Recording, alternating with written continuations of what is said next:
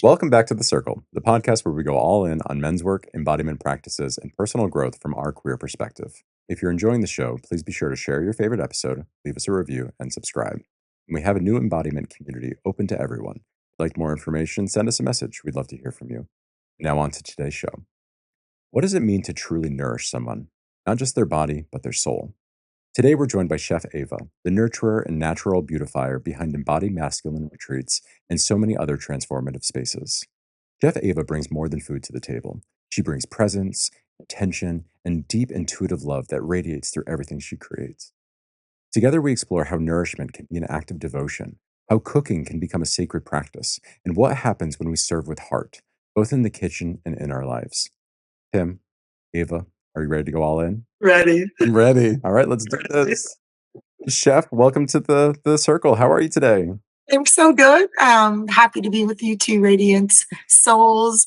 Just love and adore both of you. And I'm grateful to be able to share this and be on your podcast and just have this conversation because I know it's going to be really juicy and loving and supportive to those listeners out there. Juicy like a fresh summer peach.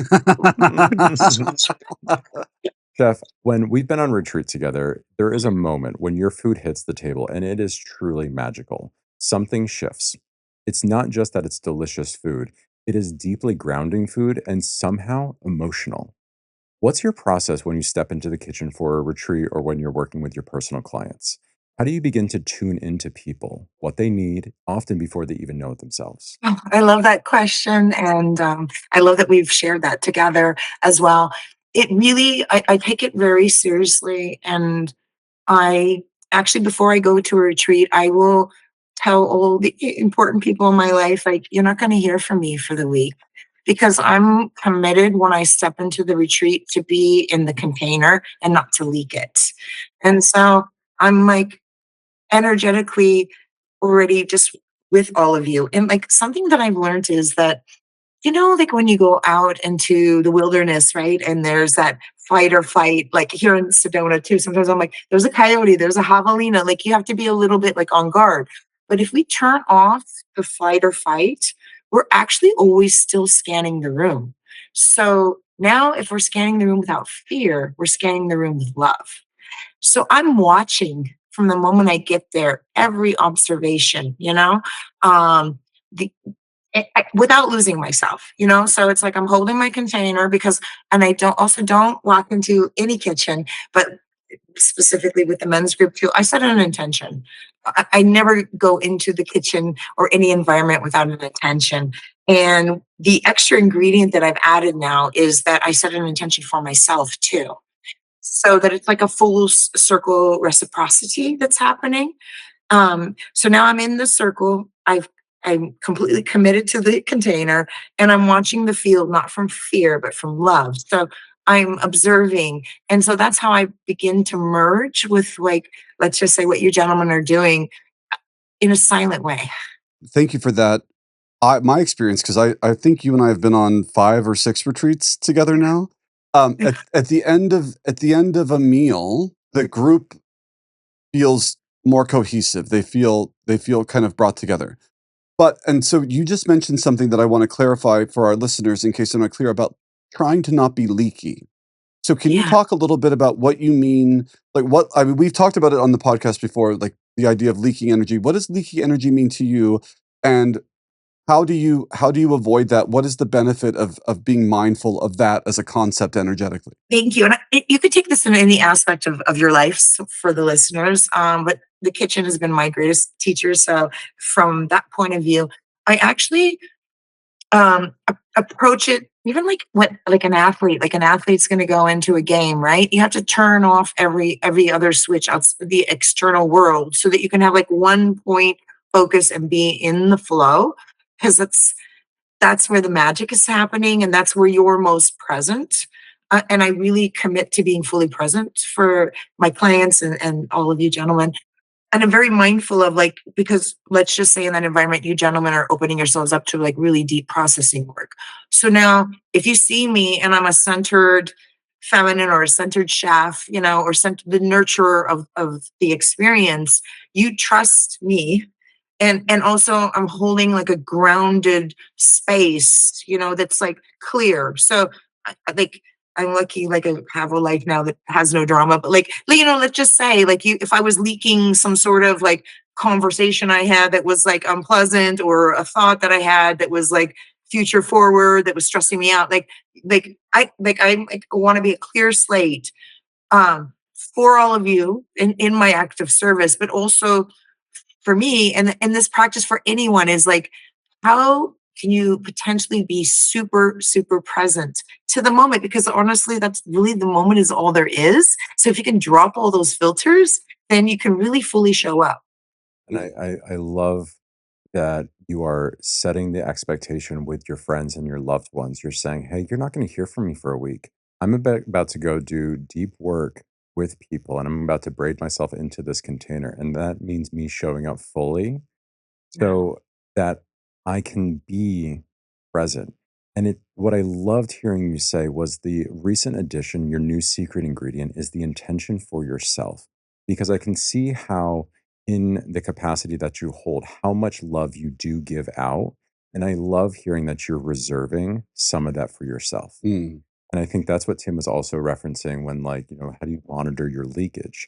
And that right there is a big component of it. By holding yourself with the same integrity as what you're holding for other people, I think that just creates a beautiful, like you said, a reciprocity of like, I'm giving out love, I'm holding enough for myself, and then we're all just like giving and feeding to each other in some magical way. And I just feel compelled because I'm curious. I want to honor our teacher Amir Khaligi, who we all love, right? And and the thing about, I've been on so many retreats, he is constantly drawing attention to the importance of what it is you're bringing, not just the substance of the food, but the energy and the balance into the container. And I am curious because I know that some of those conversations have happened in front of you because I've observed it. I also Yeah. know that some of those conversations have happened when you're in a different building working really hard. And I just want to, like, I'm curious. Uh, I know you sense it, but what is the importance of that for you in those moments of what feels like pretty intense effort, like, or a big task? Yeah.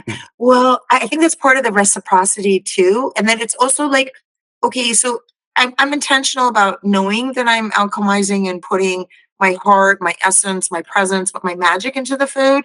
So then it's like really special to know that even though you guys are in another room, like you can come back and let the perfume of that elixir is like being felt. That is a big reward. Wait, the Literally. perfume of the elixir. Yes, I mean that's a t-shirt. Yeah, you took me there. I was like, I know that perfume. I know that elixir.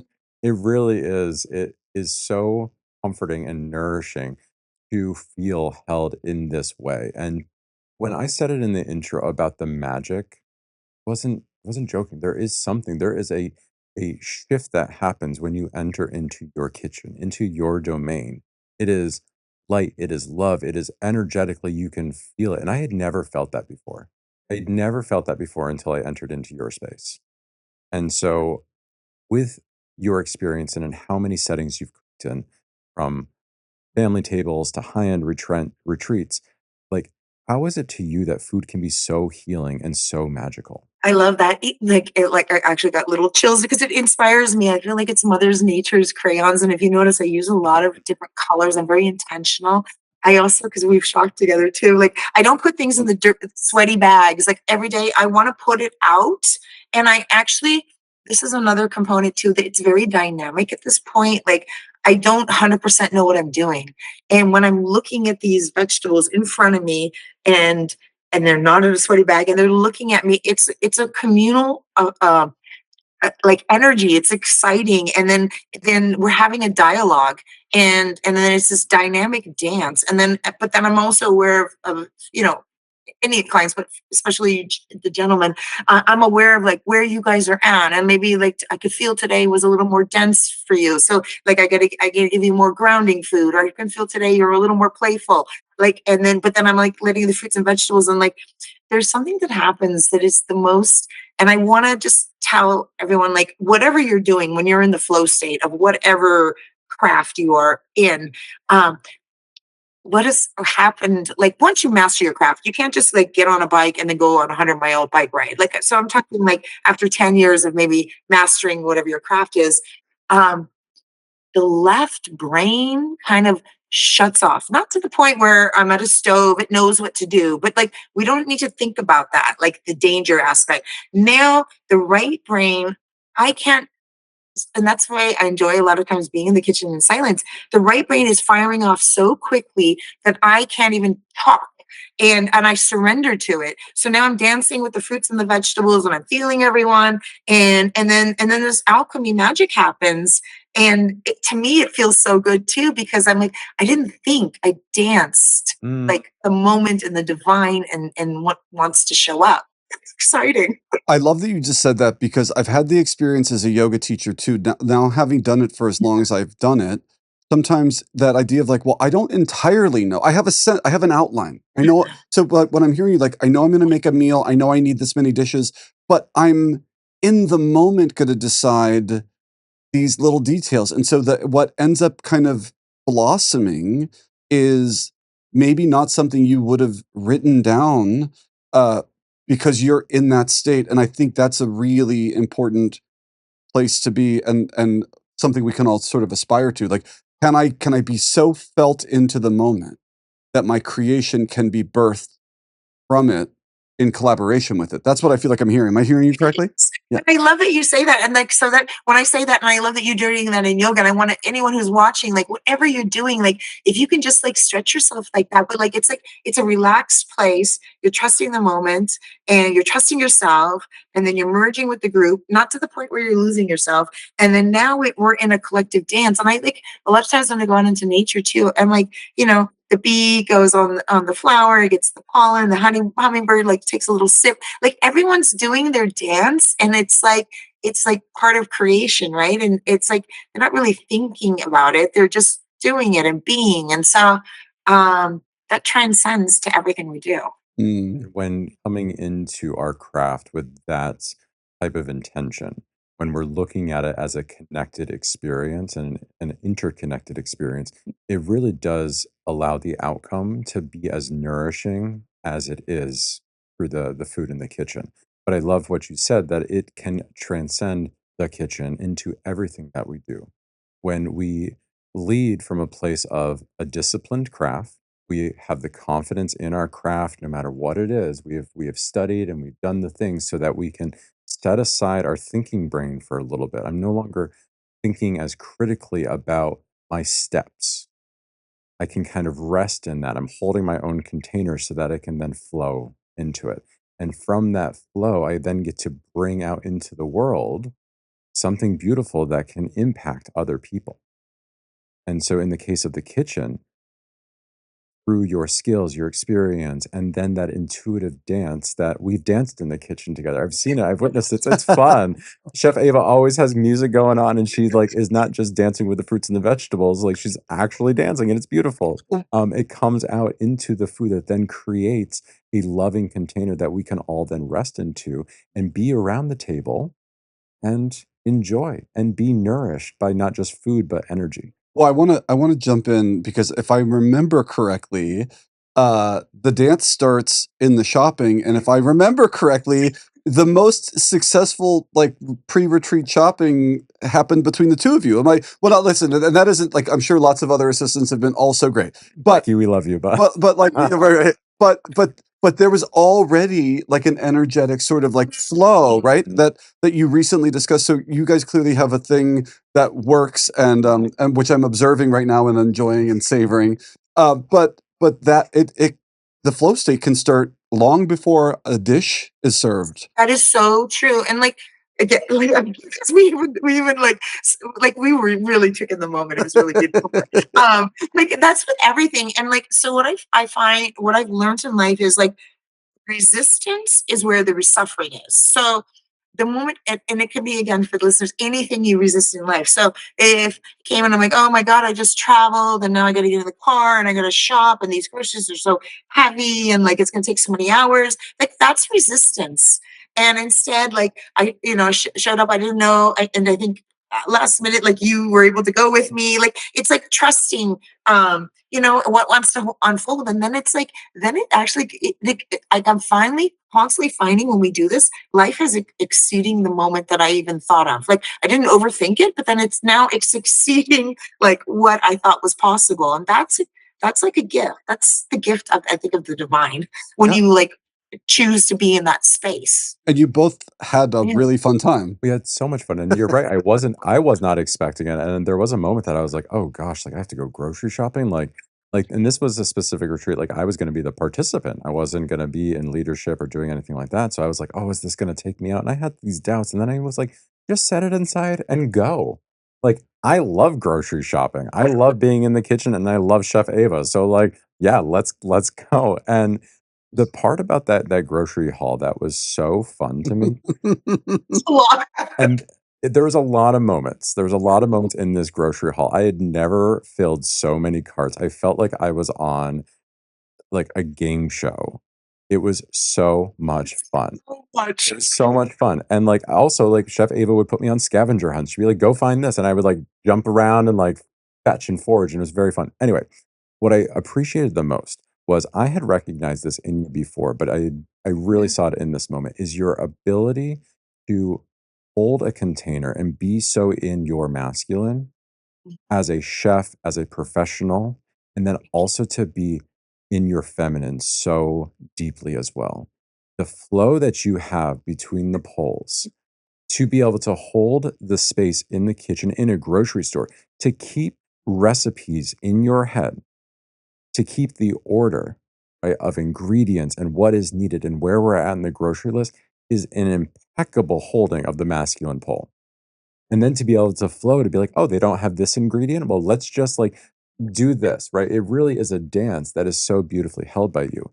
And so I would love to get some of your reflections on feminine essence and embodiment in general. You know, um, what I've learned is that the masculine holds the container and the structure.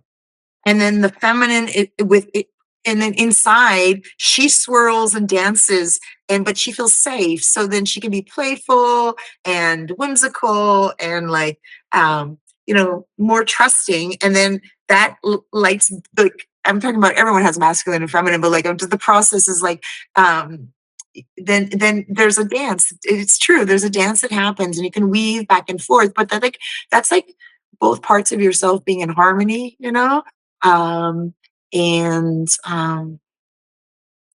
yeah, that's what I can say within the structure. If a man, but the male within you is the safety, then the female can play. And I remember I tell this to my daughters too all the time. I'm like, I'm committed to my little girl going with me all the way. Like Mm. I'm play and fun. And that's sort of like the joy, like your heart like a little flutters. And so how you can be an adult, like adulting in this world and like not lose that part, I think is like where all the wonder is. And then you're able to like be excited that we were talking about not being resistant to life, but like actually being in wonder and yeah, like because children do it so well. So I have a question, and I'm gonna. We have a little game here at the podcast, but I'm also an artist. You're clearly an artist. I was a dancer, and I'm curious because I believe that artists have to really be able to do both. So from a dance perspective, I had to understand music, timing, counts, choreography, and then allow myself to flow through those steps. And so kind of holding to at the same time. Uh, I'm curious, uh, what do you think the culinary arts and the art that you're steeped in now, what do you think it sharpened more? Did it sharpen the feminine or the masculine, or was it so equal? Because there like Eric just said, both, right? We need this amount of this, or that amount of that, or it takes this amount of time, or this amount of heat, and then other parts where you're like, I'm going to feel into. Oh, these men need something bright, or they need something grounded. So Maybe this is not everyone's point of view, but I would say masculine first. I've been operating in the masculine first. The masculine has created the structure for me, the professionalism, the I take myself seriously, so others take me seriously. How I show up for work. That's why. like, and I know we'll talk about Amir too, but what I also love about working with Amir, he's very structured, and that lights me up.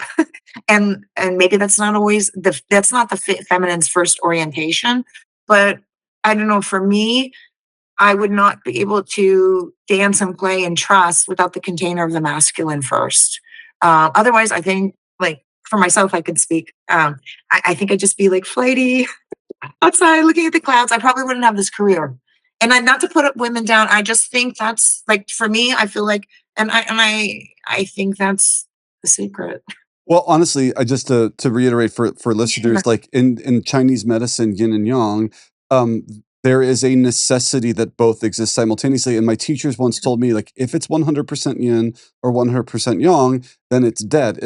No living thing can be just one. It has to be both. I feel like that's what I'm hearing you say. Like the artist can't flow, can't art in whatever way they do it if there isn't some structure, and there can't be structure if it's so tight that there's no room for something in that structure. 100%. And so I'm curious because we often lovingly reference you as like you're bringing in the divine feminine, even though I'm witnessing, and Tim has witnessed, and anyone like close to you has witnessed, like how much of the divine masculine you are actually holding in these spaces.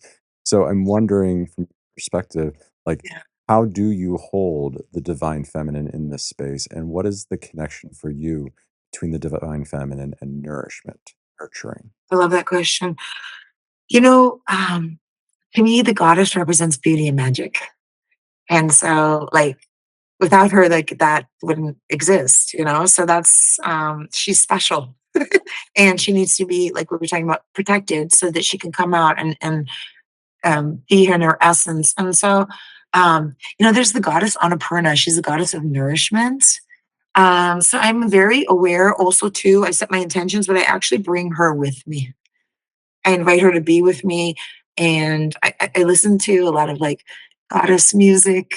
It expands my heart, but then that's where the masculine doesn't appear in when I'm looking at the fruits and vegetables and doing that dance. That's that's her doing that. And that really comes, like, from the earth, like, and this is the one thing I wanted to say too, is, like, so many people talk about the darkness as, like, the scary thing, like, "Oh, my dark side," but actually, in the fertile soil of the ground where it's wet and moist, everything grows. In the dark sky where the stars sparkle, it's because of the darkness. In the womb of the belly, like, for men, it's the horror, your power center. For women, it's creation. It's dark. But so I found a way, like, where it's like the darkness is not scary. Like, how do you actually step into the darkness of creation, where all beauty is beginning and sparks from. So um, that's her too. I do feel compelled to say, because we're talking about masculine and feminine, we're talking about Yeah, balance, we're talking about the presence of them both and their interplay, their dancing, their weaving, their intermingling. That these aren't necessarily gender specific things, right? And so one of the examples that I think he would be really happy for me to say is that, Amir has said many times that he has a feminine emotional body. And when we are in these retreats, once we get there, as a queer man, as his sort of now, like, his most frequent right hand lead assistant, I often feel like I'm the one holding the masculine when Amir will allow himself to fall into his feminine to like feel into the field and do the things. And so, to anyone who's listening who's new to yeah, these terms, because for queer people, I know they can be a little scary or off-putting because they have at times been weaponized. So if masculine and feminine feel scary to you, recognize that you can say yin and yang, you can say sun and moon, you can say any number of things. I like yin and yang because they don't have a lot of other things. charge. Yeah, yeah, they don't have a charge exactly. Yeah, But that, like, each of us is capable, and you're also like demonstrating this so beautifully. We are capable of stepping into and out of these or more into something else. And sometimes it happens uh it's like sort of, it feels like maybe it's happening to us, but often with practice, we can make conscious choices. Oh, you know what I need a little bit more of right now? I need a little bit more of this, or I need a little, what would serve this, right? And I feel like you, Being the chef for your own yeah, experience. I feel like you in our retreats have really had the ability to feel in and start to recognize, well, what is needed, and then your capacity to ebb and flow and kind of your magician, uh, like tap into the thing that is most needed. So, and for anyone who's unclear about these terms and listening, we can all do both, and we can all cultivate greater capacity to do both with greater skill and nuance and love and all of those things. Okay. I love that's beautiful. Yeah, I mean, it's true. I think we are all examples of that, right? Like, I think we are leading examples of being able to hold both and bounce between both, and many of the stories that we've told have highlighted that. And so I do want to swing more into the gender side of things and ask you, because I heard you mention your daughters. So, what has being a mother taught you about nourishment and leading with heart, Mm, both in and out of the kitchen? Well, there's something about becoming a parent where you just like have this selfless love for another, and like your capacity to love is just like blown open. Um, and you know that you're also the steward and caregiver of this person, especially when they're young and fragile. And there's something that happens like this, what's it, oxytocin? Like as a mother, you get like when you're breastfeeding, which is nurturing, you get like a hit of oxytocin, and then your child does too. And like literally when the child comes off of you, their face turns and it's like a complete bliss. So it's like the hormones, like they become so interconnected with this another being, where it's so symbiotic and so I don't know, just so much love to give. Yeah, it's beyond. And um I remember one time, Amir, this was like one of the retreats too, like he took the men out for hiking, and it was like he had them fasting, and I think it was a hot day and a hard hike, and he's like, men, feel the earth, like let her receive you, like be with her. And then I was, in the kitchen, like, like being excited to nurture all of you and just in the flow. And then he came back and he's like, and this isn't just for me, it could be for anyone that's holding like some space of nourishment, right? But he's like let now the earth that you saw, let her food be the earth that gives back to you. I thought that was so beautiful. you also said something that I kind of want to chat about for a second. You were talking about the connection with your child during breastfeeding and oxytocin, and uh, I think sometimes in spiritual personal growth spaces, we can think of these ideas as like sort of up and like intangible.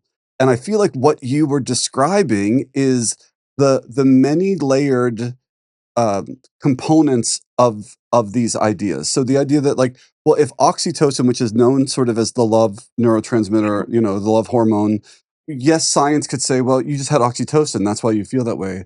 To me, it feels like no, it is the physical, like earthy component of this thing that spans the entirety of our human spiritual experience. And I'm getting so, but it's like Bring the on the yogic, food. Let's go. it's like the yogic idea of all the bodies, right? The physical body, the energetic body, the mental body, the intellectual body, the bliss body.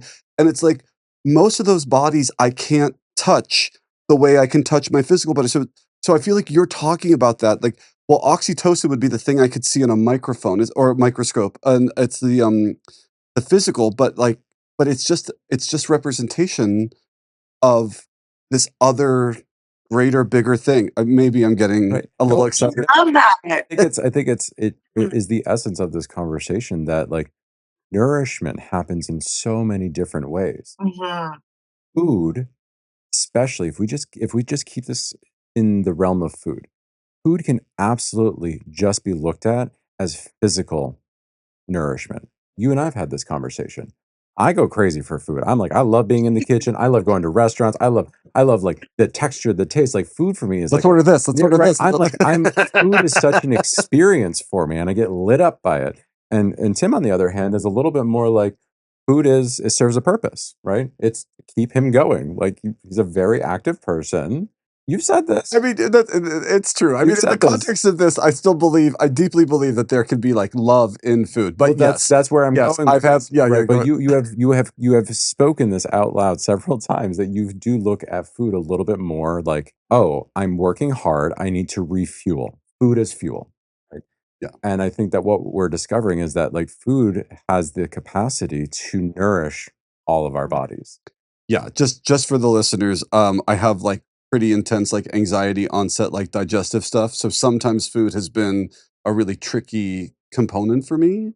And so although I can recognize the food, there were moments in my life where I'm like, oh, I'd rather not eat so I don't get sick than to eat and maybe get yeah. So but yes, I see what you're saying. Yes. During COVID, I had these clients where I cooked for them, but I didn't know who they were, or I never saw them. I cooked from the kitchen and dropped it off, but never met them.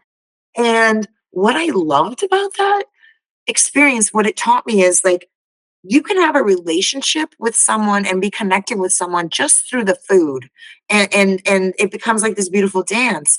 And then I took it a step further. So like on these retreats, or like with you gentlemen, like I'll feed you, but then now I feel connected to you, and somehow, like, actually, like, so many of you come and hug me, and there's so much love. Like, the food actually created this Bond, a chemistry. connection, relationship, that like when we're talking about my daughters, even the symbiotic thing, where you come back and like you tasted the love, and then like I like and now we're like doing this dance, and it's through the food. It's amazing. Well, I mean, it's a great representation of like food as art, right? So again, it could be a dance, it could be a painting. It's like I make this creation Mhm. and then I give it to the world, and then it is vibrating Mm. even when I'm not there anymore. And like the impact is really, really there. And I've definitely experienced that with your food. I know some of the meals where it's late and so you've already gone, but you're absolutely in the room with us when we are eating it. It's like Yeah. that's what you're Fish, right? yeah, It adds up. absolutely. It continues to ripple even if you're not in the space. Yeah. And there is something too about going back to the nourishing quality of the physical part of the food. Like some of the practices that we do are energetically draining and very physically draining. And so I think that you're also demonstrating an ability to tune into that and be like, oh, these guys just went through it. Right. So, like, we're going to bring on some things that are a little bit more substantive. You said this earlier about, like, oh, depending on the type of practice that they went through, it might be needing a little bit more earthy energy or whatever it might be. So, what would your advice be about tuning into like life in general and kind of applying those similar principles of like, Yeah, I love that. Um, and I wanna say, like, for whatever it is, like, the kitchen's been my greatest teacher, but then it exudes out. So it could be whatever, like, with, like, dance or yoga, whatever you're doing, right? You take it off the mat, right? Uh, and that's where actually probably the real practice is.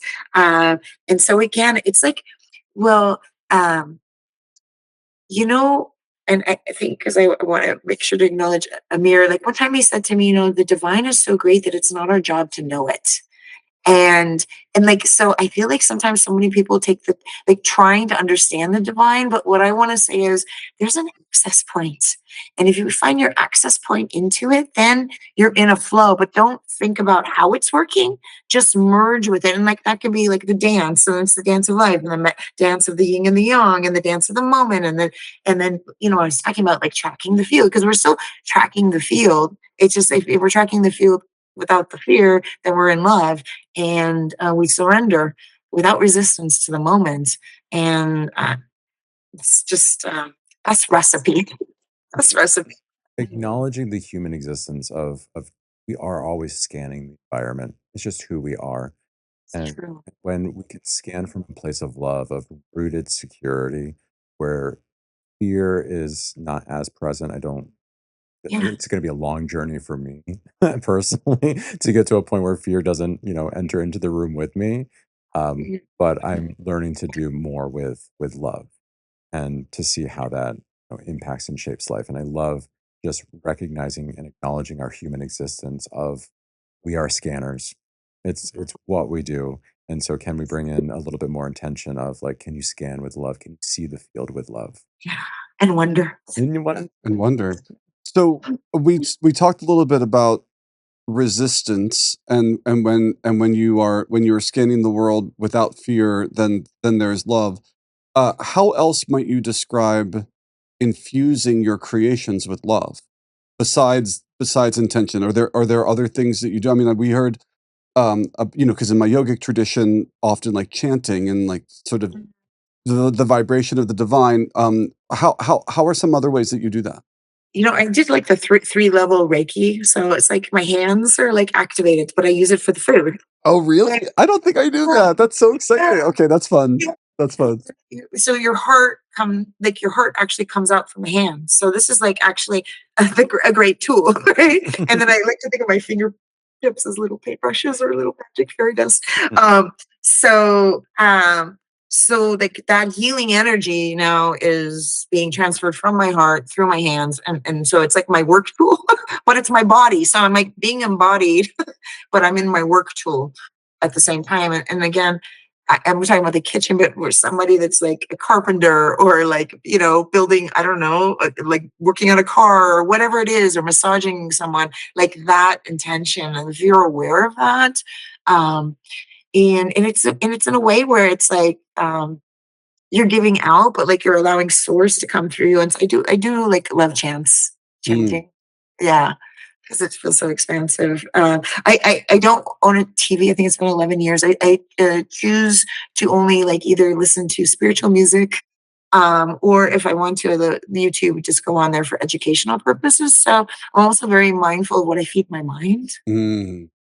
Yeah. Beautiful. 11 years without a television. I'm going to commend you for that. And it's definitely something like I was sitting at home today. It was a rainy day here in Provincetown and I didn't have to go work at the kayak shop. And I was like, well, what am I going to do? Like, I actually took time to sit and meditate, which was nice. But then I was like, I fell into the television trap. And then, like, I just had TV on and I was like, what am I doing? And then I got up and did some work afterwards. But I really appreciate setting that example of like, it is possible. And it's really important except to like be mindful of what it is you put into your body. Not and that's your food, but it's also what you consume. Like consumption in general is important to consider what you put in. I'm going to make a little bit of a crazy parallel here because you just talked about the arms as an extension of the heart and how that they are your instrument. And I've heard this before in certain subtle body traditions. As a personal trainer and an owner of a gym, when we talk about especially like men and gay men, like we all want our pecs, our chests to be big. And I will tell people, I'm like, oh, people think of this part of our body as a pushing muscle. I said, but it isn't. It's a hugging muscle. The primary movement of the pec. And when I think about like it's our hugger, right? And that's why like, chest fly, it's like, oh, this is how we hug. And when I think about like, oh, because hugging is an expression of our heart. It's like a bringing in of so then me thinking of you in the kitchen, taking your huggers and hugging all of the food, right? Like hugging all of us with this extension of your heart energy. I know I'm getting excited again, but I mean like it's just like I can totally see it. It's like it's the magic it's the magic wand that's coming out of our heart. Anyway, so when you're doing chest flies, it's your huggers. Yeah. And Chef Ava is quite the physical practitioner as well. You're a weightlifter too, right? Oh yeah. Next time. Yeah, look at those. Oh my God, I know I have to work out with you very seriously. Um, and I never think to myself, this is the thing about like too. I think to myself, I want to be strong. I never go and think I want to be thin. I want to be strong. And I want to be strong for my craft. I want to be strong for my life. Um, and that's like a part of too of like in whatever someone's doing, like how can you build your body to support what you do? Like I'm standing all day, it's a lot on my back, like so I'm working my weaker areas, so I can continue with my craft and show up with strength. And people feel that, like whatever you're doing, like if they can feel your embodied strength, right? They like, I don't know, you feel good, but then they trust you more too. Well, because I think strength has an essence, and when we think about being thin or having a certain look, it's often because you want someone else to perceive you in a way. And I think like, well, if what I want is to be able to, going back to where we started, like Yeah. to show up fully, if I want the capacity to show up fully, doing things I care about, and some of those things are probably challenging, then I need a strength that supports that. And then what's interesting to me is that like thin or not thin, muscular or not, like that isn't usually the thing that I find like attractive or sexy in a person. It's like an essence about like, oh, you're like, you have the capacity to be. And then that usually to me feels very attractive and that doesn't have a specific physical component. You know what I mean? Like, Right. I don't care about how big your waist is. But that's never a thing I think about. I care about how you how you show up in front of me and how I show up in front of you. Yeah. How big is your heart and how big is your hugger? How big are your huggers? That's what we care about here. That's what's care about here. All right. So It's a t-shirt too. how big is How your big is your hugger? hugger? Yeah, I don't care about the size of your package. How big is your hugger? Final question from me. What advice would you give to someone who wants to bring more love and intention to their everyday cooking or care practices, but doesn't know where to start? It's like again, like an intention, but I also do like I do the tapping. And I'll tap my heart to wake it up. Um, and then I also will say things like, and then also this like the power center too, but it actually really does work. But then I'll say things like what I've also found is like, how do you want to feel? Like in every moment, like you can think your emotions can take you away, but then I'll remind myself, again, this moment, how do you want to feel? Joyful, happy, centered, loving.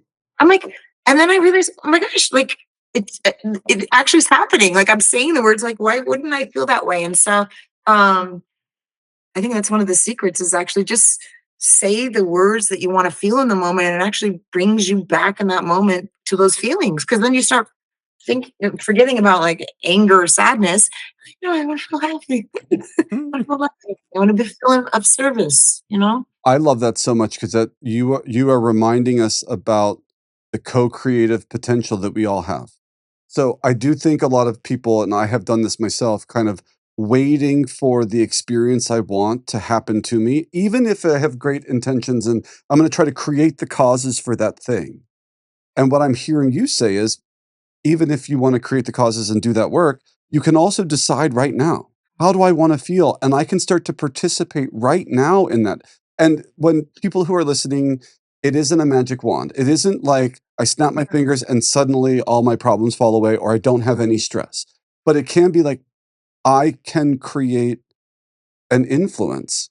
I can add an ingredient. There we go. I can add an ingredient to this recipe that can have an impact on it. And that I think is part of our spiritual work. To start to recognize our co-creative collaborative capacity Uh, um, in our lives, and then how that can ripple out. I love that. Creative collaborative capacity. That's a t-shirt too, I think. Totally is. And the reps that it takes to expand that capacity and the fuel that it takes to nourish yourself to put in those reps to expand your capacity. Yeah, and you know, too, like I notice what it says to me is, and what it becomes for myself, what it says to me and others, and like is discipline and consistency. So if like I'm consistent with my work, but I'm consistent with my workouts, like now you're experiencing mental discipline that's not having a physical external a showcase, or you can have an external showcase of a mental discipline, but you have to have a mental discipline to show up every day to do that. So that what it always says to me is like that person like is dedicated and they show up, but and then you allow that if you start to do that for yourself. It's not about what other people are doing, but like you feel so good about yourself when you like actually are consistent and just when it goes in every area of your life. You know, you show up, you start showing up better. Yeah.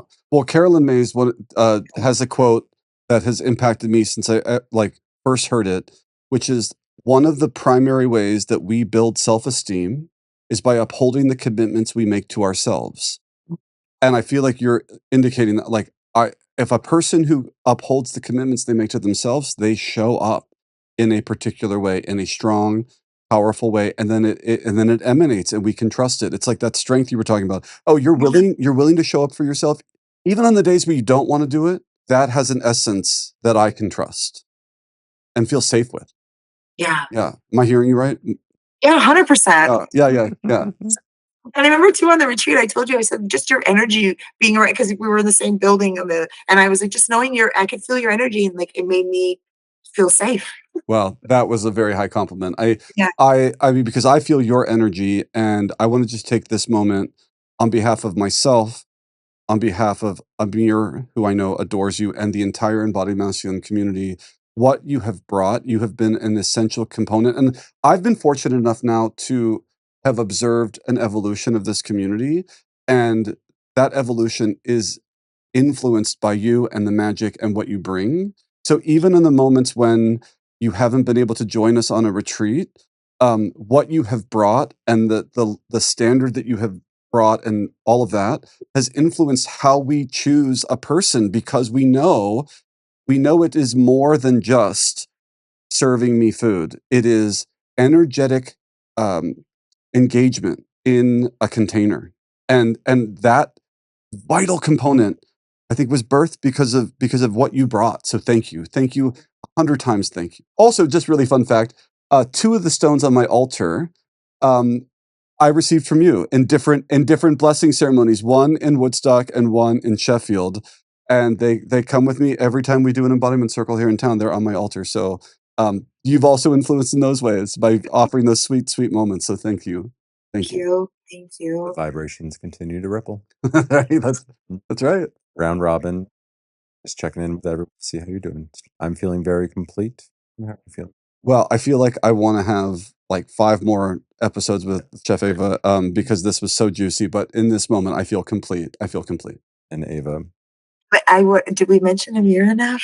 Wait, we can never mention him enough. Like a powerful man, a man that I would describe as a kingmaker. And what I mean by that is he wants so many of his men to step into their fullness. He's not threatened. He's not threatened. Like, he's been a huge supporter of this podcast. He's not threatened that we're trying to create something. It's in service to his possible goal. And that kingmaker thing is why he's able to create the community that he's created and the connections. This conversation is happening now because of Amir. I agree. Yeah. And I have so much respect for him, and I just want to make sure that anyone's following. Like, I'm fully committed to like his work, and I know all of us are, and like his authenticity and his intention and his integrity. So I just want to plug to go over to Embodied Masculine if you are looking, because I'm so committed to showing up for the men that show up. And so if you're looking, men out there, if you're looking for a space to really grow, I think it's boys are boys, men are made, to really grow and embody yourself and show up with integrity. Like, please go visit Amir. Here. Yeah, yeah. with that, usually pass it off to Tim to close us out. And I'm wondering, would it be okay to get a Chef Ava blessing to close us out? Yes, and this will be the first time on our podcast. So please, I would love for you to do it if you're open to it. Yeah. So, it's blessing the show and everyone. Okay, so just we're gonna do the heart hug and put our hands and hug into our own heart. But like all the listeners out there, I hope you felt like this love and service and conversation that's like centered you into your own personal heart, that you felt some inspiration, sparked a way of being that you might want to practice outside of this, and um, sending lots of love out there with like little magic fairy pixie dust to everyone, and just to remind everyone to uh, just stay in wonder, stay in magic, and just trust yourself and trust the divine, whatever that means to you. I'm blessing this podcast, the Circle podcast. May it reach many and these two incredible gentlemen in their service, for all of you to feel it, and may it grow and expand. So with that, I just give lots of love and aho. Oh,